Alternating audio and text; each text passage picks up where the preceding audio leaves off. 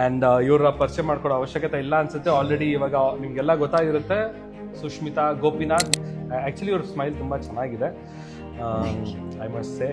Divorce ಆದ ಕೆಲವೇ ತಿಂಗಳುಗಳಲ್ಲೇ ಎರಡನೇ ಮದುವೆಗೆ ರೆಡಿಯಾದ್ರ ಚಂದನ್ ಶೆಟ್ಟಿ.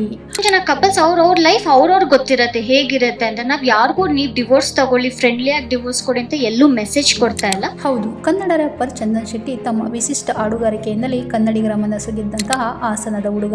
ನಿಮಗೆಲ್ಲ ಗೊತ್ತಿರೋ ಹಾಗೆ ಕೆಲ ತಿಂಗಳುಗಳ ಹಿಂದಷ್ಟೇ ಚಂದನ್ ಹಾಗೂ ನಿವೇದಿತಾ ಗೌಡ ಡಿವೋರ್ಸ್ ಪಡ್ಕೊಂಡಿದ್ರು. ಡಿವೋರ್ಸ್ ನಂತರ ನಿವೇದಿತಾ ಗೌಡ ಹಾಗೂ ಚಂದನ್ ಶೆಟ್ಟಿ ತಮ್ಮ ಕೆಲಸಗಳಲ್ಲಿ ಬ್ಯುಸಿಯಾಗಿದ್ದಾರೆ. ನಿವೇದಿತಾ ಅಂತೂ ಚಂದನ್ನಿಂದ ದೂರವಾದ ಬಳಿಕ ಸೋಷಿಯಲ್ ಮೀಡಿಯಾದಲ್ಲಿ ಸಖತ್ ಆಟಾಗಿ ಕಾಣಿಸಿಕೊಳ್ಳುತ್ತಿದ್ದಾರೆ. ಹಾಗಾದರೆ ಈ ಮೊದಲು ಏನು ಆಟ ಕಾಣಿಸ್ಕೊಳ್ತಿರ್ಲಿಲ್ವಾ ಅಂತ ಪ್ರಶ್ನೆ ಮಾಡಬೇಡಿ. ಮೊದಲಿಗಿಂತ ಇವಾಗ ಹೆಚ್ಚು ಕಾಣಿಸ್ಕೊಳ್ತಿದ್ದಾರೆ ಅಷ್ಟೇ.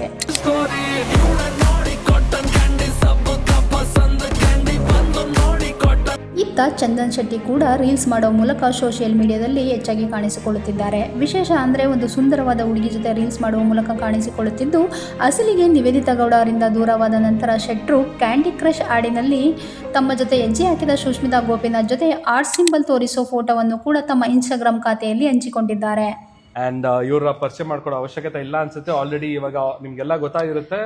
ಸುಷ್ಮಿತಾ ಗೋಪಿನಾಥ್ ನಮ್ಮ ಕಾಟನ್ ಕ್ಯಾಂಡಿ ಸಾಂಗ್ ಅಲ್ಲಿ ಇರುವಂತಹ ಲೀಡ್ ಆಕ್ಟ್ರೆಸ್. ಇವರು ತುಂಬಾ ನಗೋದಕ್ಕೆ ಫೇಮಸ್, ಆದರೆ ನಾನು ಈ ಸಾಂಗ್ ಅಲ್ಲಿ ಜಾಸ್ತಿ ನಗಬೇಡಿ ಅಂತ ಹೇಳಿ ತುಂಬಾ ಕಂಟ್ರೋಲ್ ಮಾಡಿಸಿ ಸ್ವಲ್ಪ ಸೀರಿಯಸ್ ಲುಕ್ ಬೇಕು ಅಂತ ಹೇಳಿ ಮಾಡಿಸಿರೋದು. ಬಟ್ ಅಲ್ಲಲ್ಲಿ ನಕ್ಕಿದ್ದಾರೆ, ತುಂಬಾ ಚೆನ್ನಾಗಿ ಕಾಣಿಸಿದ್ದಾರೆ. ಆ್ಯಕ್ಚುಲಿ ಇವ್ರ ಸ್ಮೈಲ್ ತುಂಬಾ ಚೆನ್ನಾಗಿದೆ, ಐ ಮಸ್ಟ್ ಸೇ. ಒಟ್ಟಾರೆ ಶೆಟ್ರು ಇತ್ತೀಚೆಗೆ ಹೆಚ್ಚಾಗಿ ಸುಷ್ಮಿತಾ ಜೊತೆಗೆ ಕಾಣಿಸಿಕೊಳ್ಳುತ್ತಿದ್ದು, ಅನೇಕರಲ್ಲಿ ಇವರಿಬ್ಬರ ನಡುವಿನ ಆತ್ಮೀಯತೆ ಅನುಮಾನವನ್ನು ಸಹ ಮೂಡಿಸಿದೆ. ಚಂದನ್ ಶೆಟ್ಟಿ ಹಂಚಿಕೊಂಡ ಫೋಟೋಗಳು ಕಮೆಂಟ್ ಮಾಡೋರಿಗೆ ಆಹಾರವಾಗಿದ್ದು, ಒಂದಷ್ಟು ಜನರು ಅತ್ತಿಗೆ ಅಣ್ಣ ಅಂತ ಪ್ರಶ್ನೆ ಮಾಡ್ತಿದ್ರೆ, ಮತ್ತೊಂದಷ್ಟು ಜನರು ಅತ್ತಿಗೆ ಲಕ್ಷಣವಾಗಿದ್ದಾರೆ ಅಂತ ಕಮೆಂಟ್ ಮಾಡ್ತಿದ್ದಾರೆ. ಅದೇನೇ ಇರಲಿ, ಜೀವನದಲ್ಲಿ ಸಾಕಷ್ಟು ಏಳು ಬೀಳು ಹಾಗೂ ನೋವುಗಳ ನಡುವೆ ಬೆಳೆದು ಹೆಸರು ಮಾಡಿದ ಚಂದನ್ ಶೆಟ್ಟಿ ಬಾಳಲ್ಲಿ ಮತ್ತೊಂದು ಪ್ರೀತಿ ಇದೆ ಅಂತಾದರೆ ಅದು